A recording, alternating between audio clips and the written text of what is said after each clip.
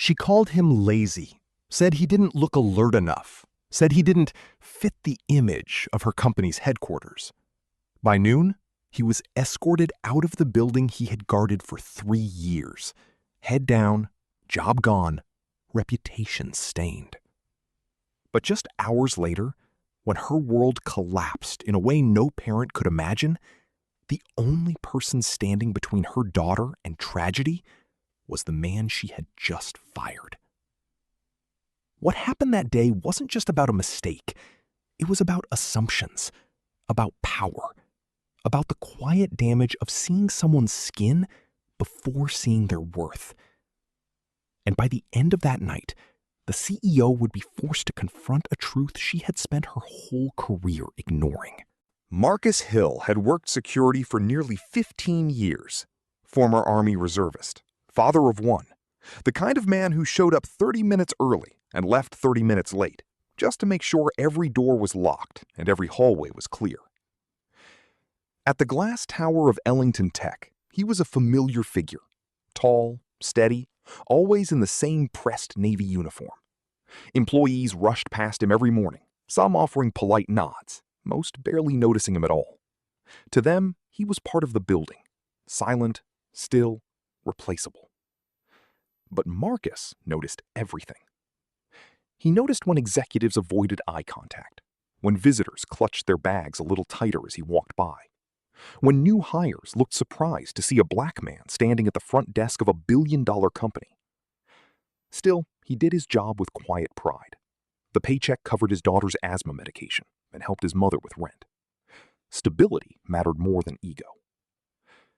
Upstairs, in the corner office overlooking the city, CEO Victoria Ellington was fighting a different battle. Investors were pressuring her. The company's image, she believed, had to be flawless, sharp, energetic, disciplined. Every detail reflected leadership. And lately, she had been watching Marcus. Not because of complaints, not because of mistakes, but because of a feeling she couldn't quite explain. By mid-morning, that feeling would turn into a decision, one that seemed small at the time, one that would set everything else in motion. The email went out just before noon. It was brief, clinical. Marcus Hill was being released effective immediately due to concerns about performance and presentation standards. His access badge was deactivated before he could even clear his locker.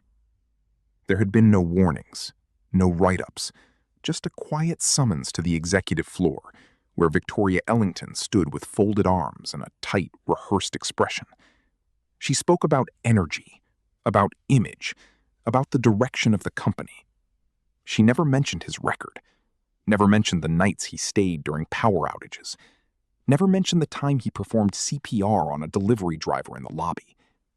But she did glance at his posture, his demeanor, the way he appeared disengaged. Marcus understood what she wouldn't say.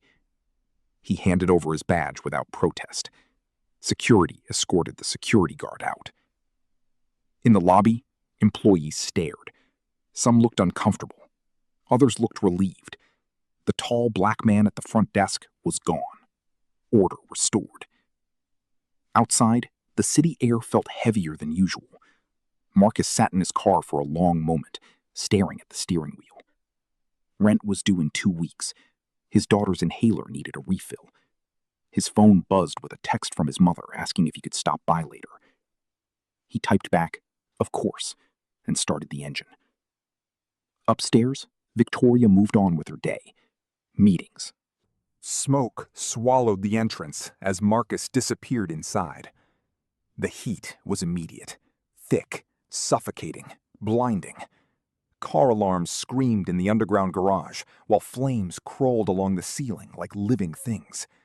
Sprinklers had failed in one corner, leaving a pocket of fire growing faster than the rest. Teachers were shouting that one child was missing. Victoria heard her daughter's name. Her knees nearly gave out. Inside, Marcus dropped low, pulling his shirt over his nose as he pushed forward. Years of emergency drills replayed in his mind. Stay beneath the smoke, follow the wall, listen for sound, not sight. And then he heard it. A faint cough. Small. Desperate. He moved toward it, stepping over debris, ignoring the sting in his eyes. A beam had collapsed near one of the parked cars, trapping a small figure behind it. The child was curled against the concrete, terrified, struggling to breathe. Marcus didn't hesitate. He braced himself, straining against the fallen metal, muscles trembling, smoke thickening, sirens growing louder outside, but still too far away. Marcus spent the night in the hospital for smoke inhalation. By morning, the story was everywhere. Headlines called him a hero. Social media praised his courage. The same building that had quietly escorted him out less than 24 hours earlier now faced questions it couldn't avoid. Victoria sat beside her daughter's hospital bed, replaying every moment. The email, the escort, the words she chose instead of the truth she never said out loud. She had reduced a decorated veteran and devoted father to a look, a feeling, an image that didn't fit her brand. When she visited Marcus's room, the power dynamic was gone. No glass office, no title, just a mother standing before the man who saved her child's life. Gratitude filled the space, but so did something heavier: accountability. In the weeks that followed, Marcus was publicly offered his job back, along with a promotion and a formal apology. But the deeper change wasn't in a title. It was in policy. Independent bias training, diverse leadership appointments, transparent hiring and evaluation standards, real structural shifts, not just statements. Marcus returned on his own terms, not for the company's image, but for the paycheck that supported his family, and for the quiet hope that maybe something had truly shifted. Because this wasn't just about one CEO or one security guard. It was about how quickly assumptions become decisions,